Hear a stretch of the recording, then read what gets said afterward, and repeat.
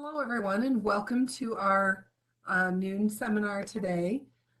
We have Rich Schoenfield talking to us today about sleep and how it relates to parenthood.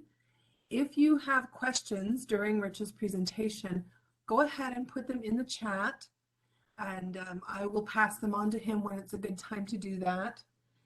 And then if you are here with Salt Lake County, I can see that someone has just put in the chat the link that you'll need to click to sign in to attend the workshop today. So look for that in the chat, and I will let Rich take it from here. So go ahead. Awesome, thank you. I appreciate the opportunity to sit down with everybody today and talk about healthy sleep and how it relates, particularly in this conversation, to parenting and our children and things like that. Yeah, if you have any questions, feel free to send those over, and I like to make sure that we answer those right away. Anyway. So some of the slides on here, I'm not going to spend a lot of time on, and some of them I may skip over. So because I do want to focus a little bit more on healthy sleep in relation to parenting. I am a parent myself, and over the years of me being involved with sleep disorders, I've dealt with not only lots of children and lots of parents coming into the sleep lab, but also my own family. So it's a very interesting topic, and it's a very serious topic, especially nowadays.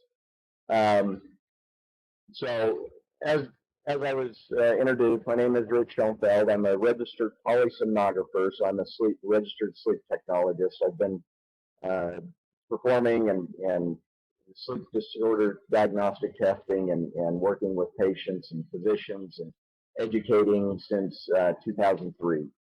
And I've been able to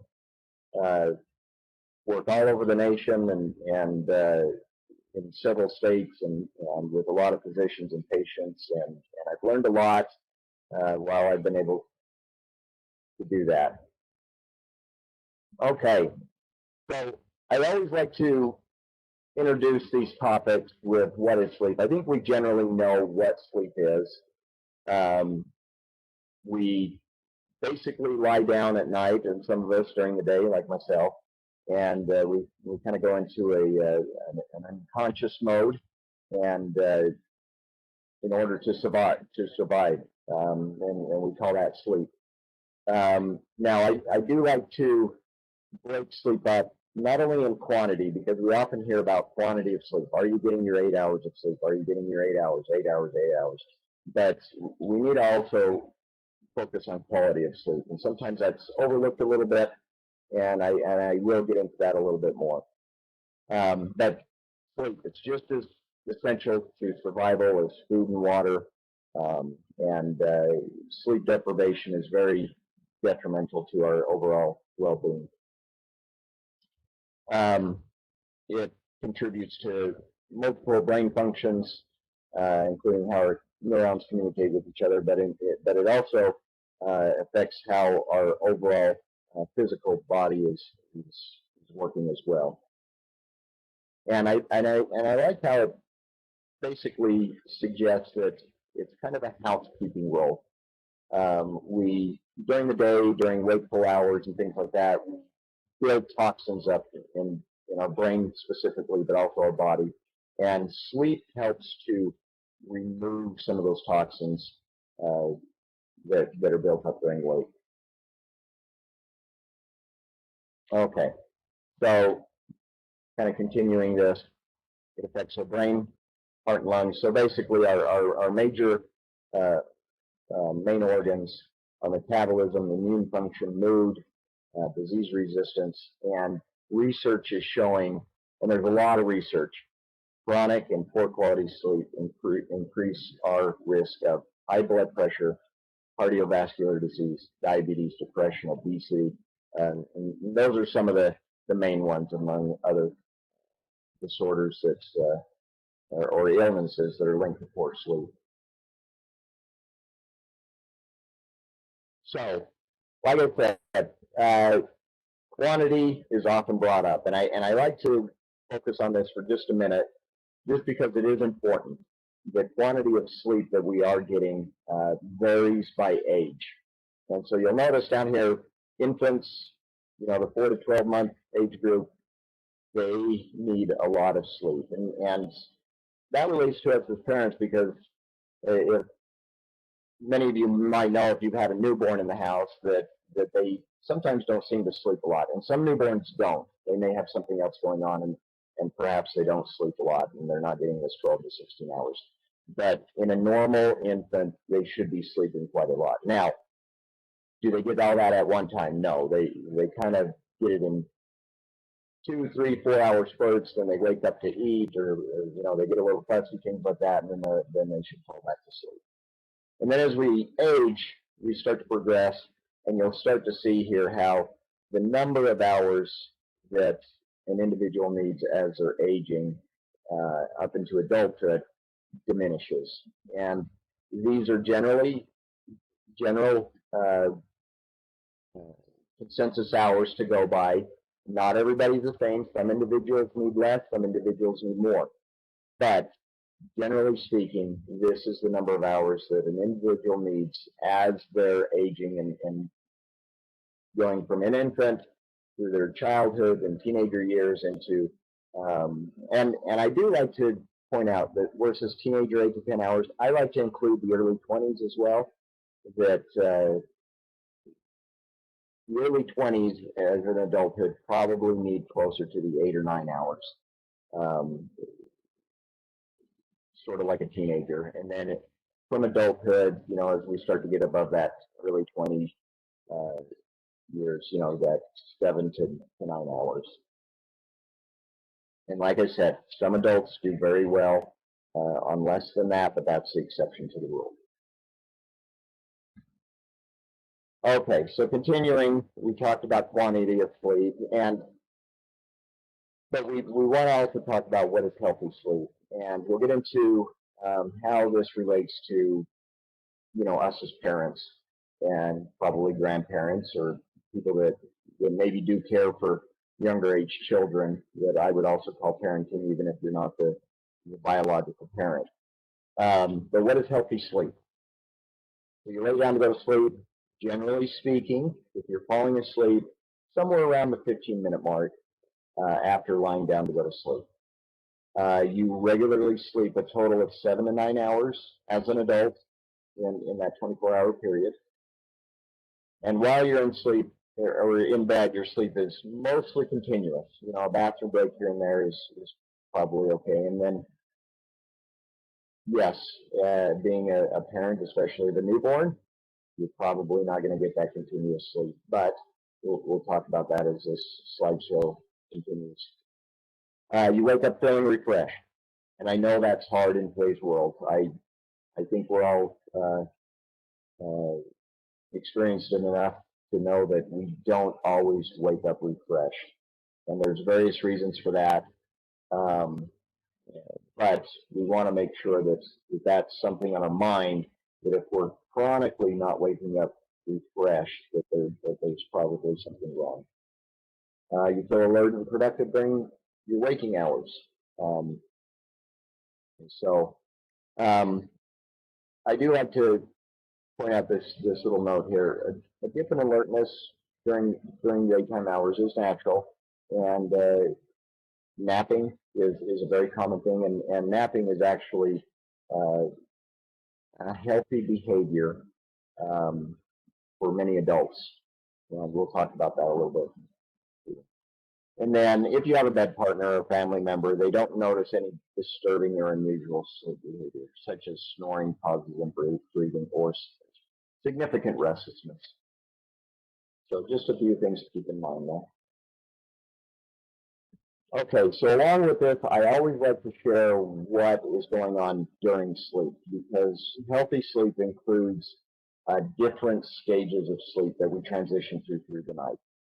And the different stages are, of course, well, there's wakefulness, but as we lie down and we start to drift off, we start to drift off into non-REM stages of sleep first for normal, healthy adults.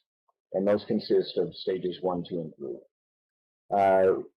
One is a pretty much light stage of sleep. I often consider it more of a transitionary stage from wake to stage 2.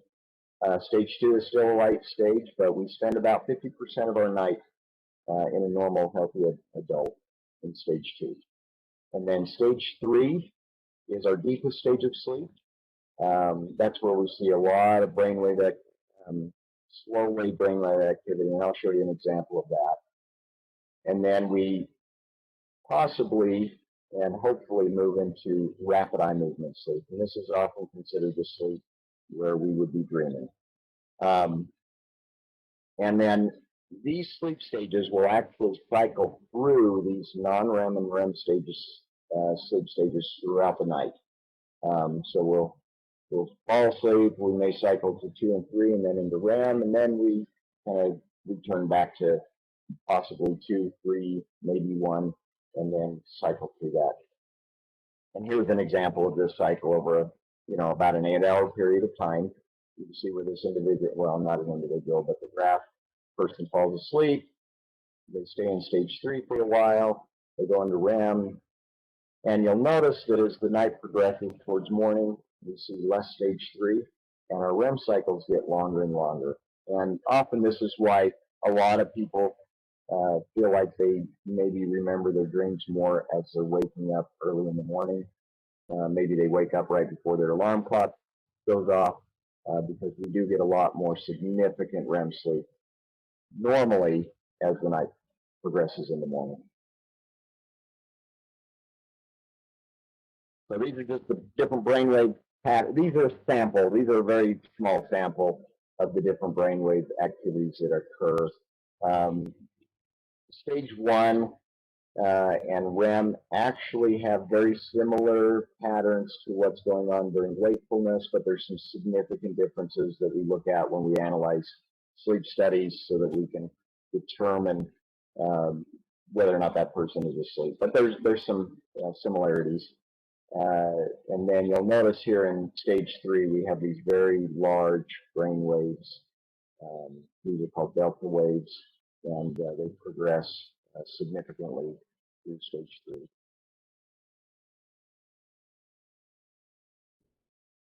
Okay, so unhealthy sleep. We talked about healthy sleep.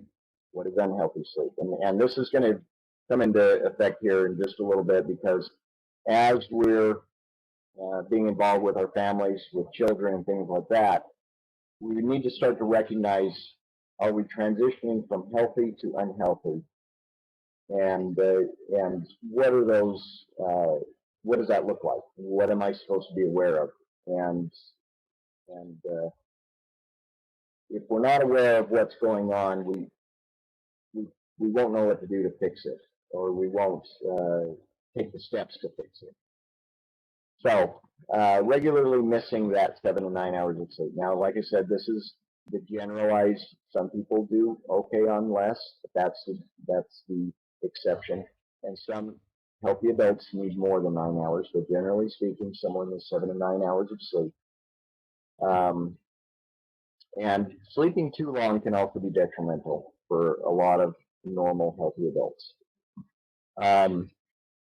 But regularly missing these 7 to 9 hours, long-term effects of sleep deprivation is real.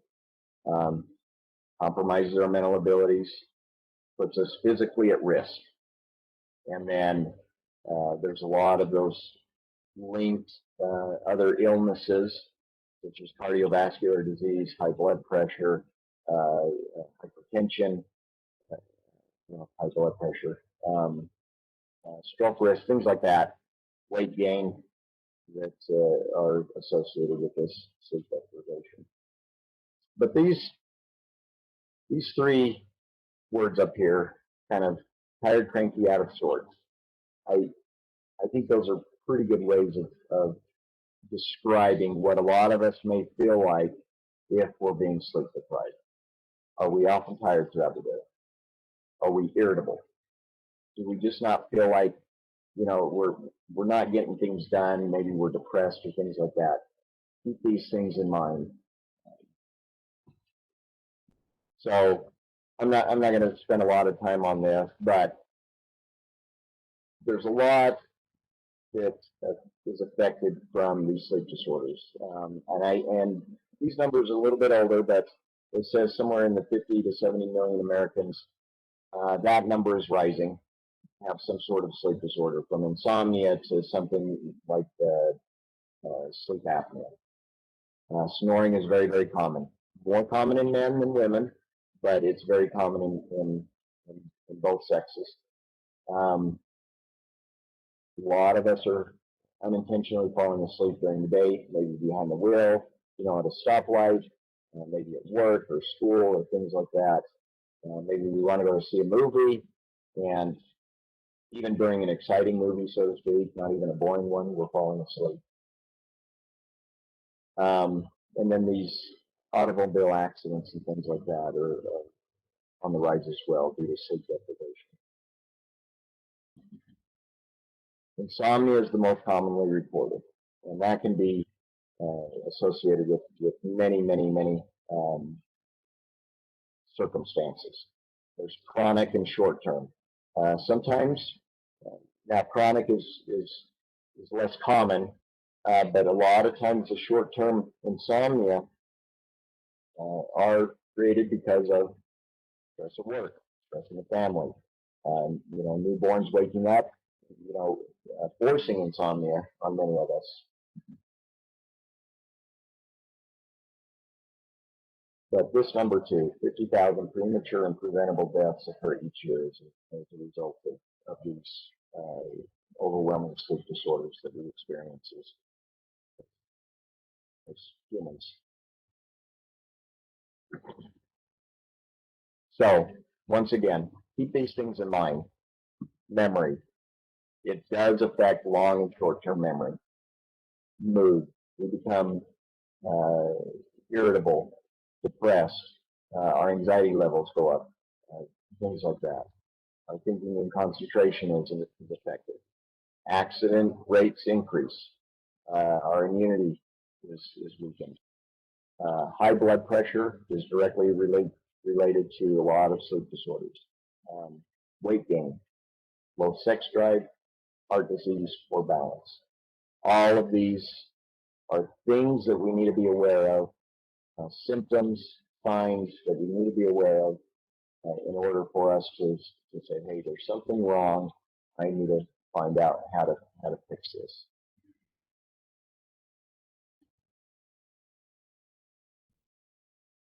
Okay, so some of these common sleep disorders, and I'm going to spend a little bit of time on parasomnias because parasomnias such as night terrors, sleepwalking, and things like that are common occurrences with younger individuals, toddlers, young adults, children, teenagers, things like that. And when those people in our families are experiencing these, they often affect the parents. So night terrors specifically, very common in toddlers. Not everybody has it. It's a rare but common occurrence. I myself, I found out my parents told me at some point that I experienced night terrors. In the sleep lab, over the years, I've seen several occasions where the toddler woke up. Well, they're still asleep, but they were experiencing night terrors. Now, these can be pretty frightening for the parent in some situations, where the parent doesn't know how to console the child or things like that, because really there's nothing you can do while the child is having a night terror that's going to console them per se. You kind of have to wait until they ride it out, and you can kind of get them settled back into bed and back to sleep, so to speak. But, the child generally won't remember, but the parent is going to have to be out dealing with that. Sleepwalking is also very common in younger adults, children, things like that. Usually we see it diminish as we get older, but it can occur in older adults as well. and sometimes we need to keep an eye on our kids if they're sleepwalking to make sure that they're not going to hurt themselves or things like that.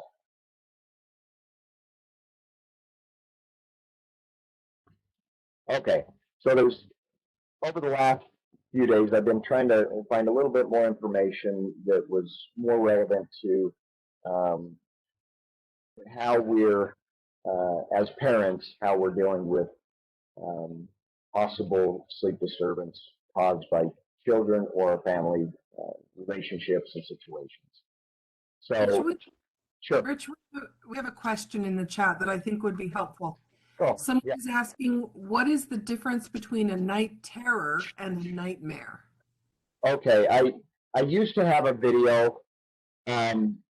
Generally speaking, a night terror will occur during non-REM stage 3. That's when the child is basically in that very deep stage of sleep, and that's why they're hard to wake up, because they're in the deepest stage of sleep. They can actually be pretty combative. Um, it's possible they might have a dream during that, but since it doesn't occur during REM, it's very likely that they're not actually dreaming or having a nightmare. They'll scream, they'll cry, they may actually hit or kick or be very active during these night terror episodes. A nightmare usually is a dream that occurs, a scary dream that occurs during REM. During REM, our bodies actually become catatonic or paralyzed. So the body releases certain chemicals that that paralyze skeletal muscle, and the theory behind it is it prevents us from acting out. Now, some individuals, let me go back a little bit. That's where we get into, I didn't list it on this. Oh, yeah, there it is, REM behavior disorder. This is generally in older adults, but that chemical is actually blocked, and so during REM or during a nightmare, that individual may actually act out because they're not paralyzed during that REM episode. Usually a nightmare, the individual might have some auditory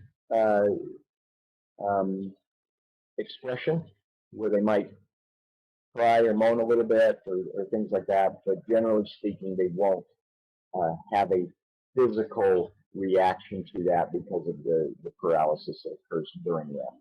And so they're technically occurring during the two different stages of sleep, either non-REM stage 3 or REM. Did that help answer that? Yeah, I think so. Thank you. So a couple of articles that I found, and I'm sorry I didn't get the references to them that I wanted to add to my reference page on the end, which I will. But a couple of articles I found, and I found a couple of very interesting comments in a few of the articles I was reading over the last few days. Parental sleep duration is directly connected to their child's sleep behaviors, regardless of other behaviors. So what that generally was saying was what is occurring during that child's sleep from infant, because as the child progresses through age, they're going to have changes in possible behaviors or possible changes in those behaviors. So, for example, an infant, they need to eat a lot. Let's see, right here, for example, the sleep disruption children, they found that mothers with a newborn were losing up to an hour on average of sleep, where the fathers were only losing up to 13 minutes. And the reason they found this is because a lot of mothers were breastfeeding. Generally speaking, the infant has to eat more because of breastfeeding as compared to bottle feeding. And so mothers that were breastfeeding were actually getting a lot less sleep as compared to the father.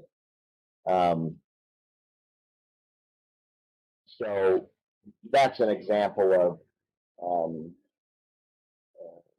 maybe an infant getting up more often to eat, and the mother being affected by that. Now, as they progress into, let's say, a toddler, let's say from there, that anymore, they're eating, so to speak, normally with the rest of the family, but now that child has night terrors, and so they're waking up the parents um, because of their night terrors. Now, maybe now the mother and father can take turns. It's now the dad's turn to deal with the child's night terrors that night, or they're sleepwalking or things like that. And then as they progress into, let's say, teenage years, well, maybe they're not experiencing night terrors or things like that anymore, but their teenagers are staying out later. They're escaping during the night, and the parent finds out, and so they're trying to find out where they went and things like that. And so now that behavior, because of the age of the child, is affecting how the parent reacts to that child's behavior. And these are all regarding sleep, and it's regardless of other normal behaviors that they tried to factor out. But I think there might be a lot of behaviors that kind of cross over into the sleep realm as well. Okay, so a child's sleep duration may be influenced by parents behaving as role models, and I found this another article, and I found this very interesting, that the child's sleep is directly affected by parents behaving as role models and providing encouragement, support for healthy choices. So,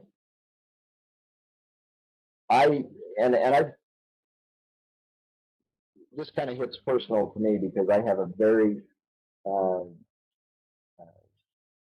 my sleep schedule, I think, has affected my family quite a bit. We actually have a later bedtime and things like that just because of how my personal schedule and having to work at night and things like that has affected my family directly.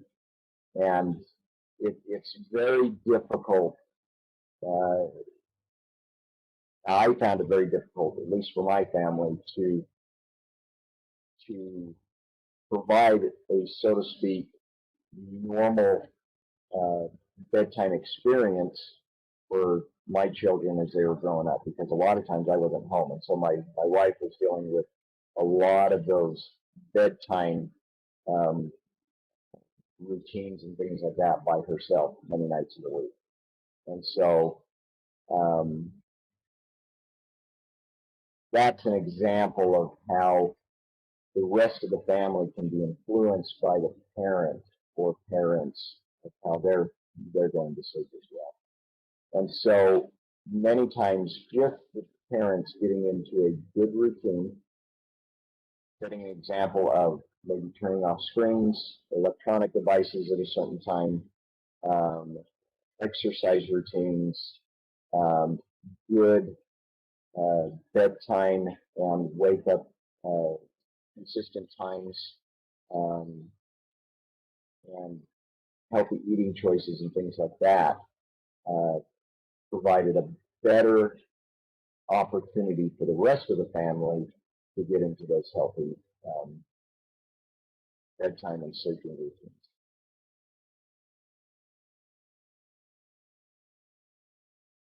Okay, so back to this slide, and one of the before this started, I had a question real quick about postpartum.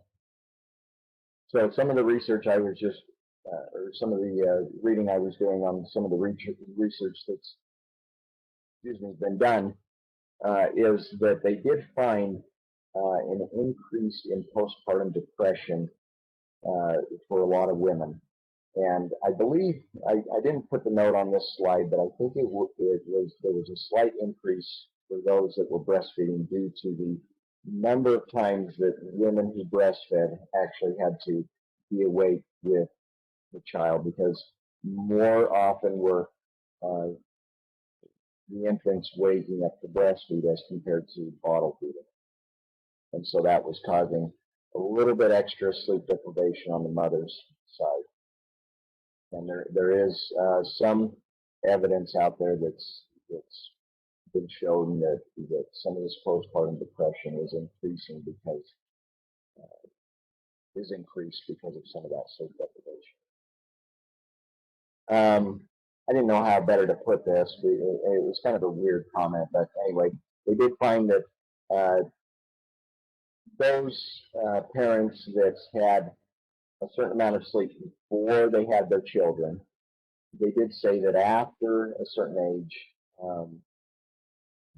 that sleep started to reach more normal or resembling pre-pregnancy, I guess is better said. And I probably didn't write it very correctly on this slide, but basically as the child was getting older and they didn't have to get up to bottle feed or breastfeed anymore, they kind of could take care of themselves. Maybe they now can get up on Saturday mornings and feed themselves, so to speak, where it allowed the parents to sleep a little bit longer and not have to deal with a lot of the sleep disruptions that occurred in infants and toddlers. So these are some of the negative effects that as we first become parents and some of that early parenthood can occur. But there are some positive actions. Now, because parenthood is so complicated and there's not a one-size-fits-all, but there are some good things that we can do, especially as our kids are getting a little bit older. We can start to practice good sleep hygiene with them. And what does that specifically mean? So, specific bedtimes, getting up on time, or making sure that we're getting enough sleep. We create surroundings that are conducive to sleep. We want comfortable beds. We want comfortable room temperatures. We want to make sure that, or try the best we can to get all of the things done that we need to do that allow us to kind of calm down before bedtime. This is another thing that I'm becoming more and more advocate for, is taking naps when possible, especially with infants. So we know how infants are, taking maybe 2 to 4 hour sleep periods. Well, as parents,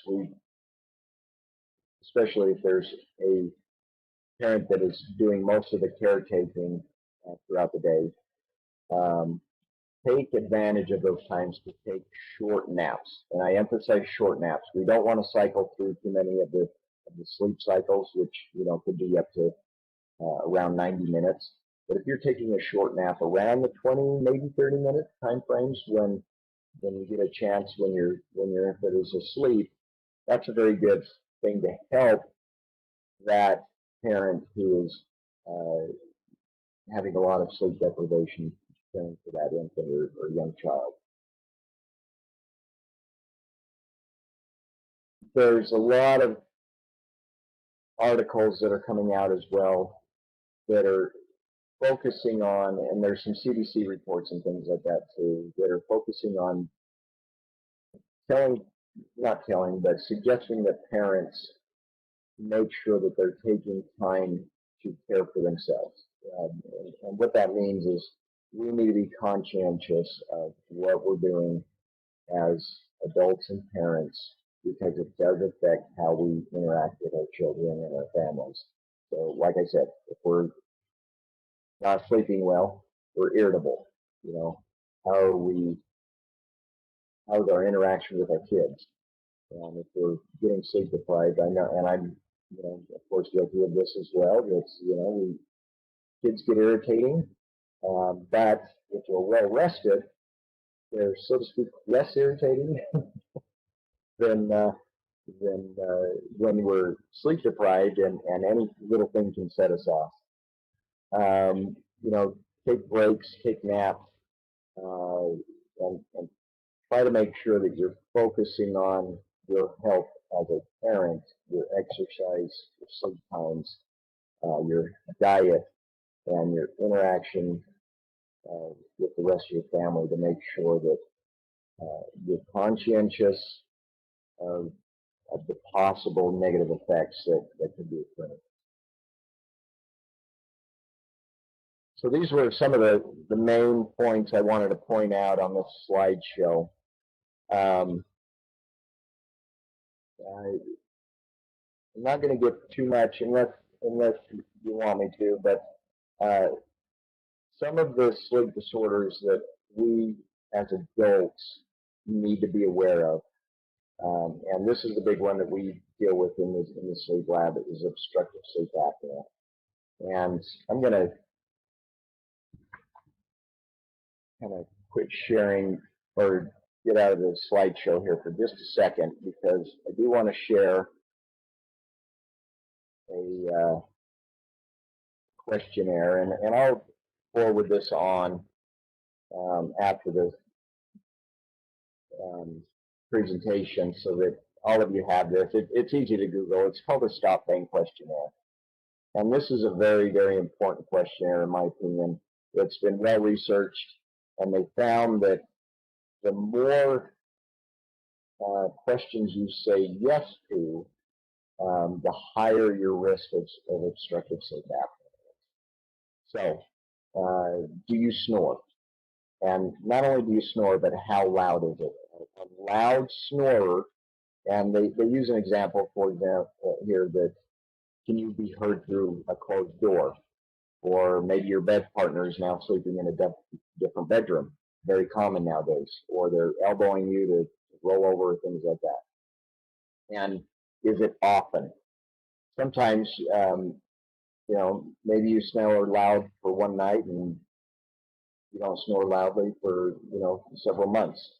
I would say more chronic snoring or loud snoring. Do you often feel tired, fatigued, or sleepy during the day?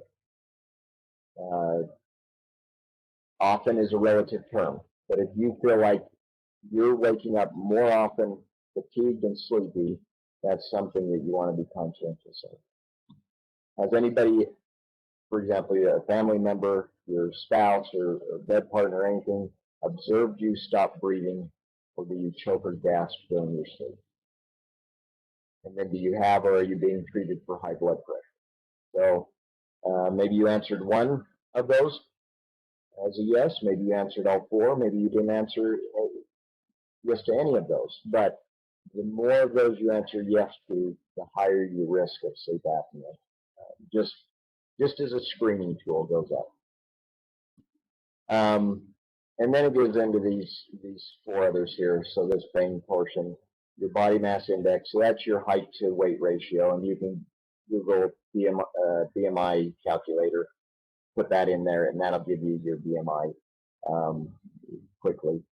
Are you over the age of 50, or are you 50 years of age or older? That increases your risk.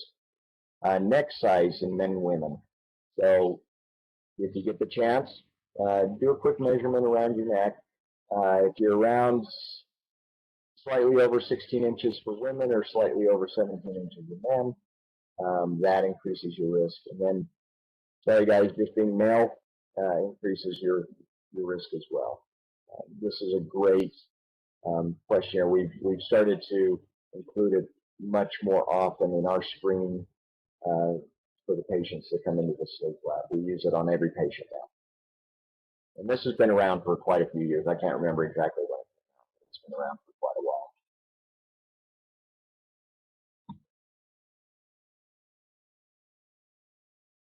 while. Okay, and just real quick here, here's just a real quick picture of what's occurring during an apnea. So your sinuses can affect how it's going, but where the actual obstruction is occurring is back at the back part of the throat, where air is prevented from passing through that passageway. As you can see over here, there's a clear passageway to get air into the lungs, but here it's collapsed. Now, sinus issues can sometimes decrease the volume of air that individual is able to get in. And when we decrease volume, we decrease pressure, and that decreased pressure can allow for the collapse of the airway.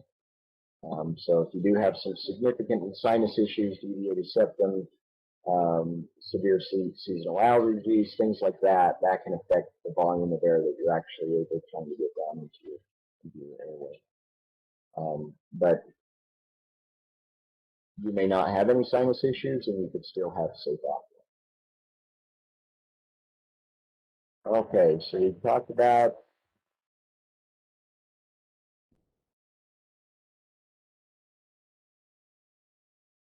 so kind of getting back to the parental portion of things. If you suspect that your health is being affected by possibly your children or other type of sleep disorders, you need to talk to your physician. Screening tools are great. It gives you an idea of are you at risk, but your best tools, I think, in my opinion, are how are you feeling.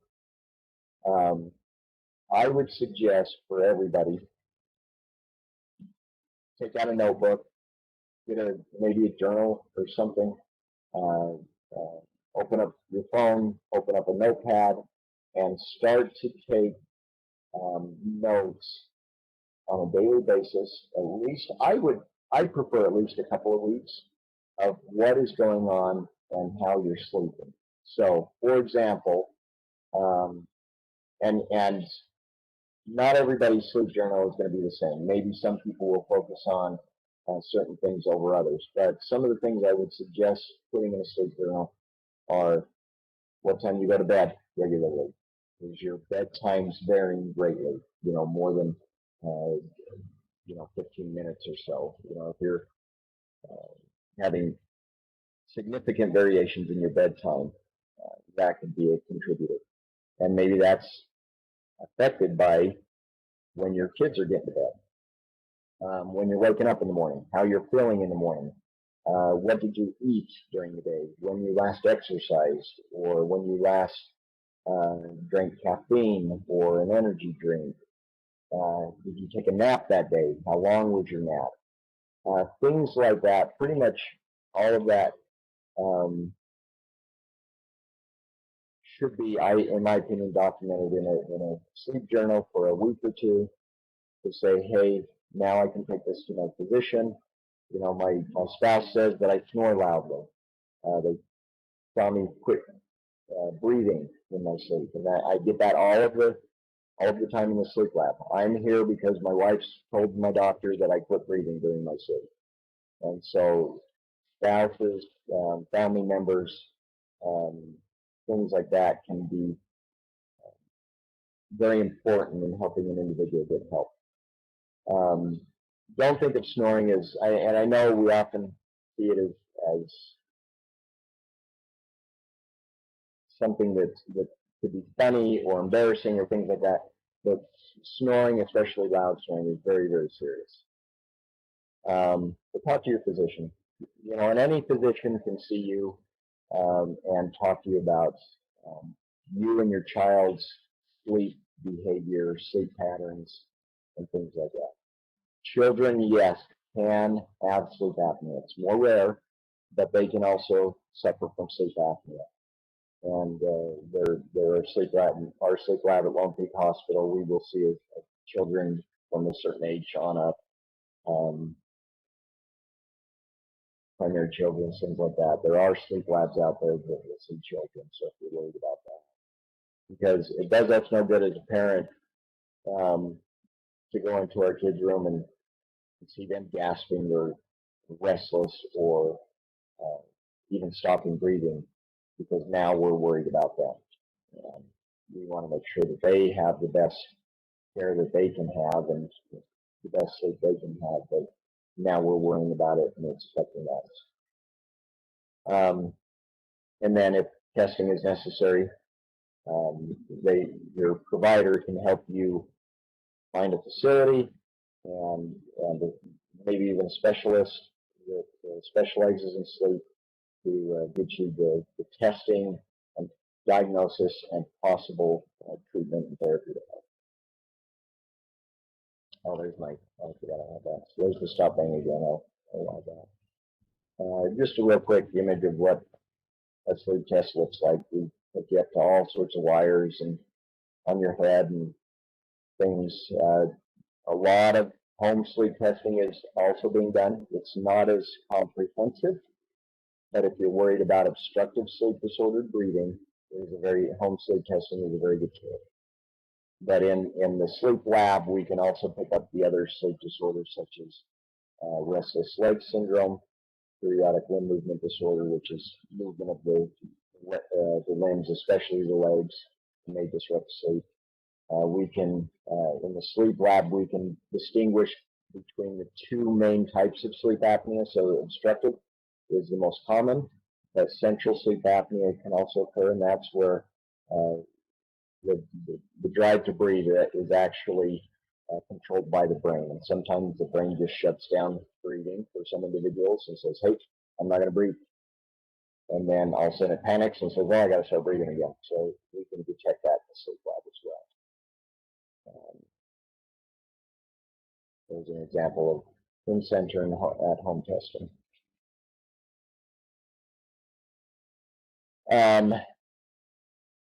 So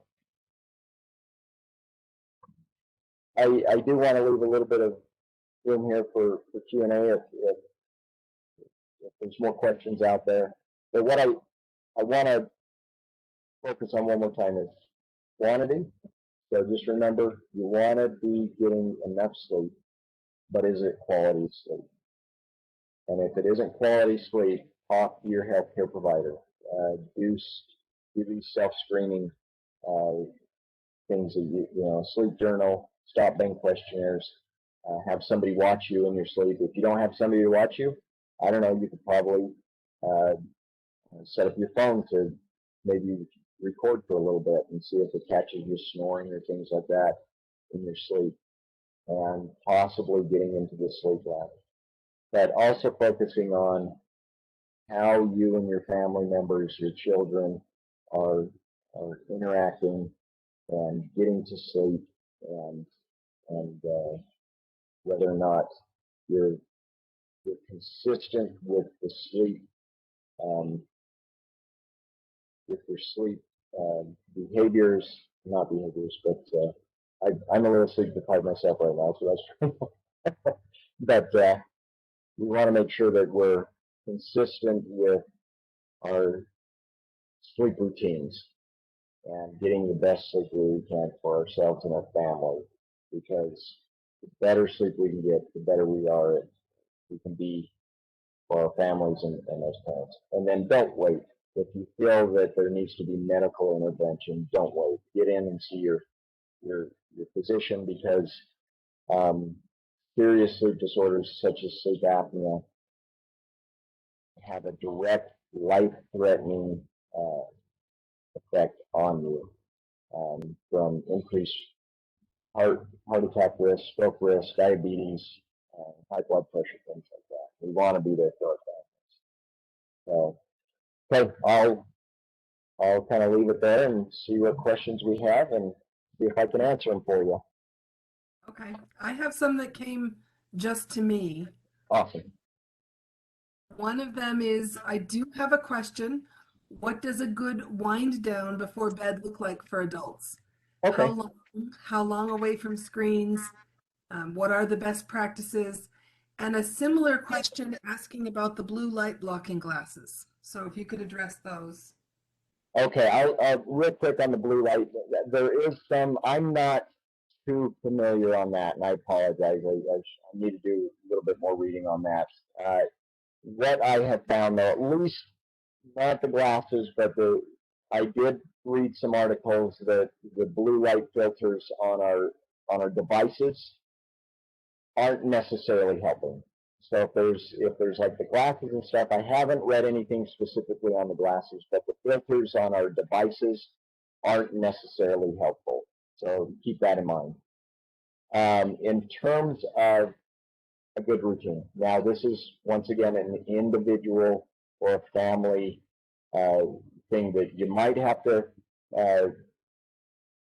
trial and error might be part of this. Okay, but in general, generally speaking, I would suggest, especially caffeinated drinks, coffee, things like that. And I'm going to speak.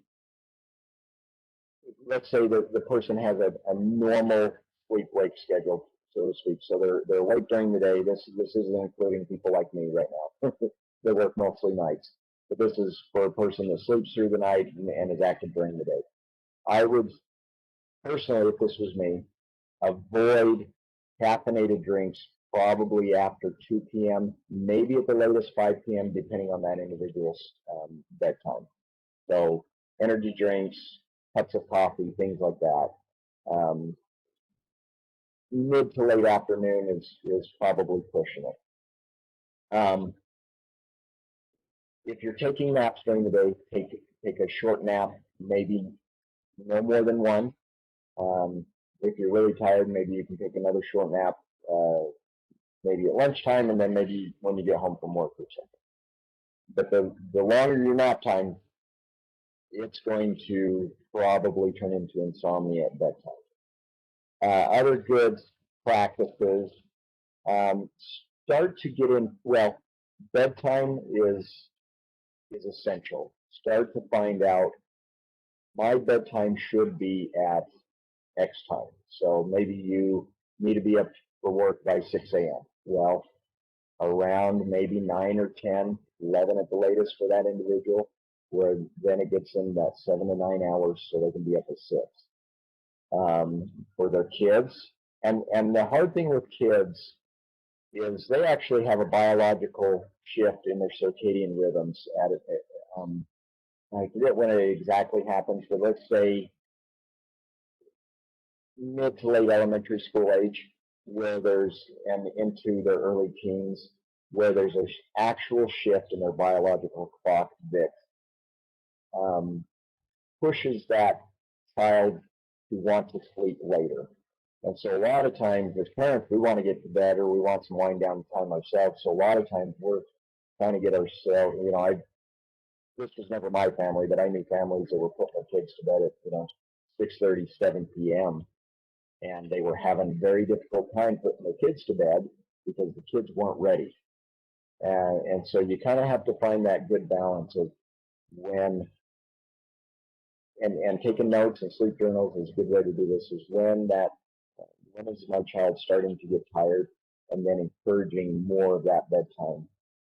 But it's also difficult because sometimes schools, kind of disrupt that, and they say, hey, well, school starts at 7:30 or 8, and maybe the child technically needs more time than that, but that's kind of a societal thing that we're working against.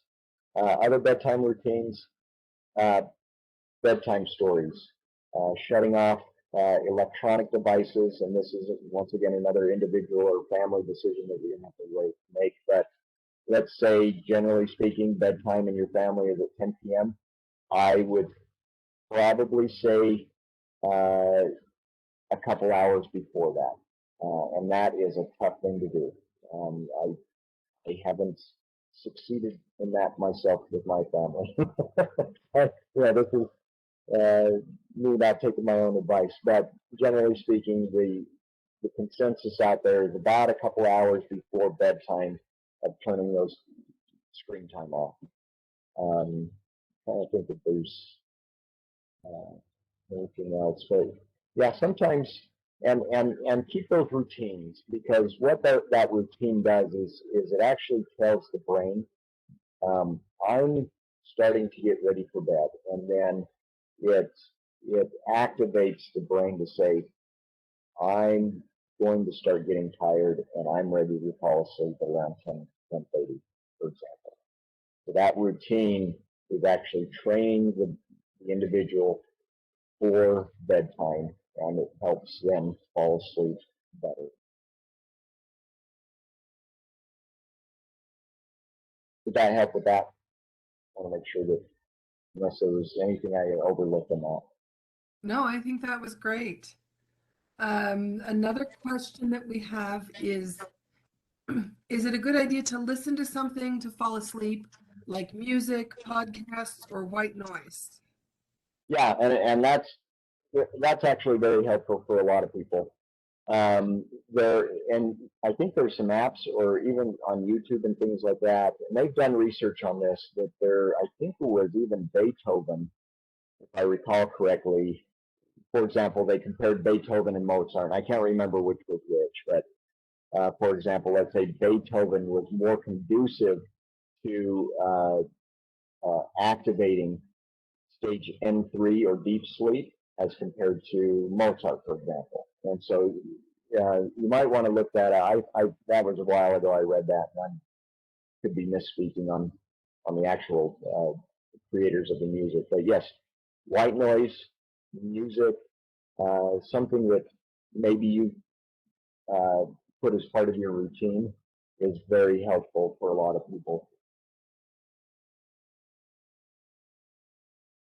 Thank you. And then another question is, does sleep apnea mostly occur with back sleepers? Yes. Short answer, yes. So we call that positional sleep apnea. So basically what's happening is gravity plays a factor in sleep apnea. So when a lot of individuals are lying on their back, gravity is helping pull a lot of that tissue at the back of the throat downwards and helping in the collapse of the airway. Some individuals, it doesn't matter. They can be on their side, they can be on their front, they can be on their back, and they have this terrible sleep apnea. Some people have all of their sleep apnea on their back, and then they turn onto their side, and it resolves their sleep apnea. And we actually keep track of body position in the sleep lab. So when we're recording the study, we actually include that as part of ours. And I see it very often where person on their back, and we try to encourage at least a portion of the study during the sleep study to try to get that patient to sleep on their back to see if that's a factor. But it's more common in supine sleepers, yes. And then we have a follow-up question on the recommendation of a wind down routine. It says, what are doctors' recommendations to do instead of screens during those 2 hours before bed?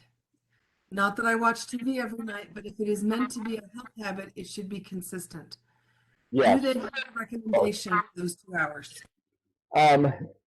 Yeah, so a lot of times what is suggested is maybe light reading, non-screen activities. So you might have something, for example, maybe board games or maybe crossword puzzles or maybe helping with some, and this is kind of a double-edged sword, because sometimes doing homework with a child can create a lot of stress. So maybe avoiding certain types of homework, listening to music. Now, part of what it is also suggested is not having screens in the bedroom, so like TVs, and I don't know, nowadays probably nearly everybody does, but that's part of what's recommended is removing all screens from the bedroom.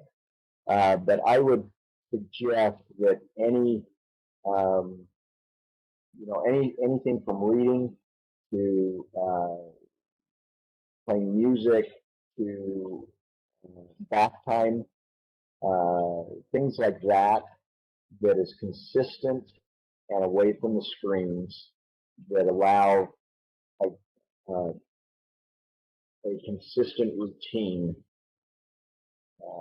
to help trigger the brain and wind that person down. Now, some of that exercise, I don't recommend exercising that close to bedtime because getting that blood flow going and stuff can actually, research shows that it can actually delay sleep onset for a lot of individuals. But perhaps doing some more meditation or yoga type um, exercises has been shown to actually help. So nothing too physically strenuous, and I know yoga can be physically strenuous, but something that's a little lighter in terms of physical activity that helps, some stretching or things like that help relaxation.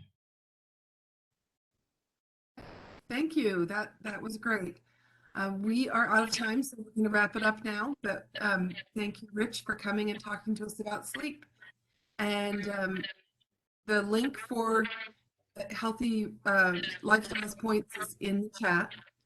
So I'm going to leave the meeting open for a few more minutes to give you a chance to grab that. But thank you all for coming, and we'll see you next time. Thanks for having me.